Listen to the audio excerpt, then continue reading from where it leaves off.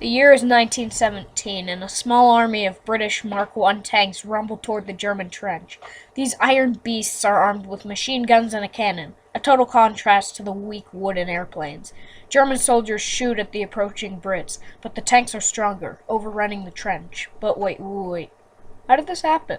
This battlefield used to be a forest filled with life.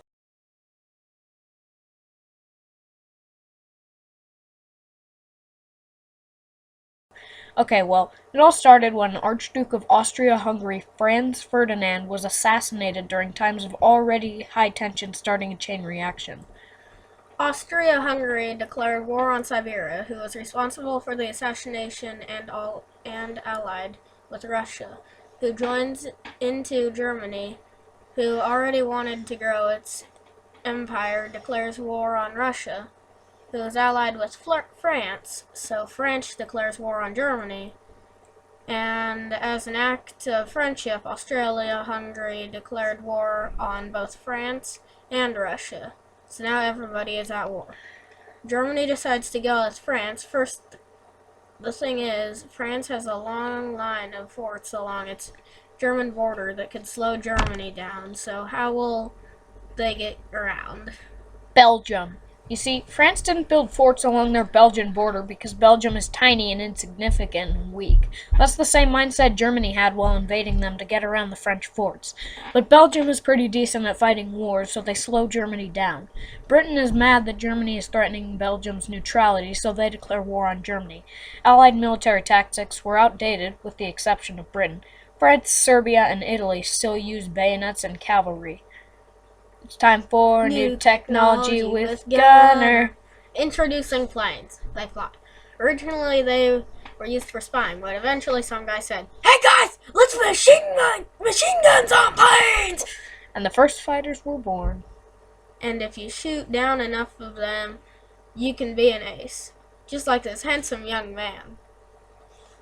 Also, Germany uses this thing called submarines that are like boats but underwater. Also, big balloons. Okay, bye. Germany has this pretty schlieffen plan where they take over France and then Russia, so that's cool. Also, World War I got rid of bayonets and stuff, finally, so that's cool too. French troops marched slowly through France with bright uniforms and no helmet, while the Germans wore spikes on their helmets. So Germany made good progress. Also, Russia is ready for war, so that's good news for the Central Powers. Get it? Speaking of bad guys, Austria-Hungary is failing to invade Serbia repeatedly. British troops and planes have arrived, and they're ready to kick butt. British Empire soldiers from Australia and India were called into war to help fight, but Germany needed more troops in order to win. The British fought against the Ottoman Empire at Gallipoli and suffered heavy casualties. Meanwhile, chemical weapons began to appear in the trenches. They blind people. Meanwhile, Germany is being good at war and is near Paris, but suddenly the Allies turned to face Germany and previously running away and fought them. During the battle, a gap opened in the German defense, which the Allies used to flank Germany, causing them to retreat. Paris was saved, except their chickens, so they dig trenches to hide in.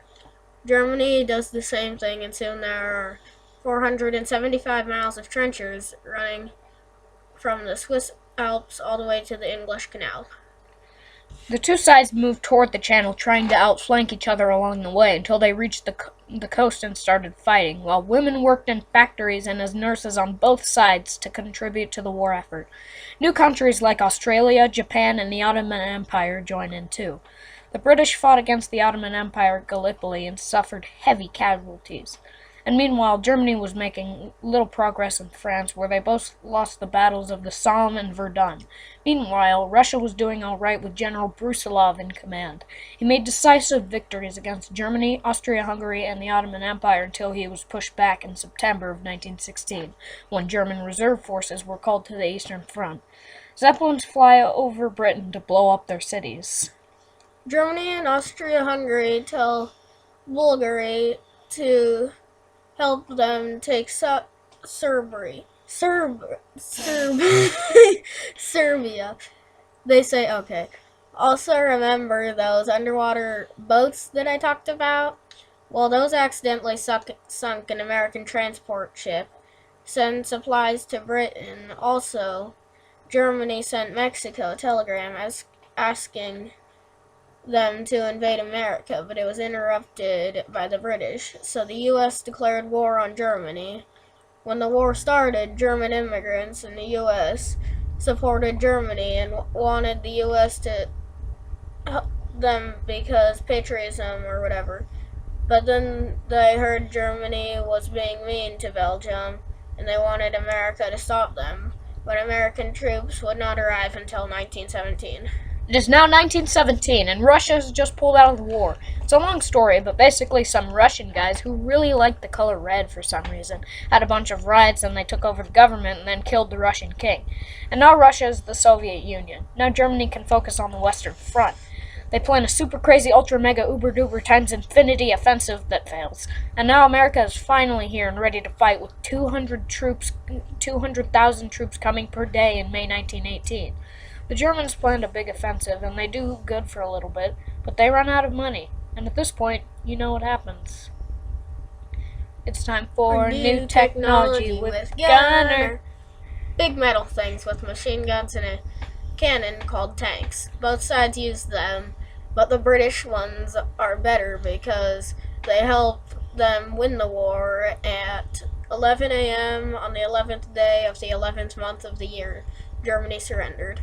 The peace treaty was hard on Germany, but they had to reduce their army by a lot, and they had to pay Britain and France a lot of money.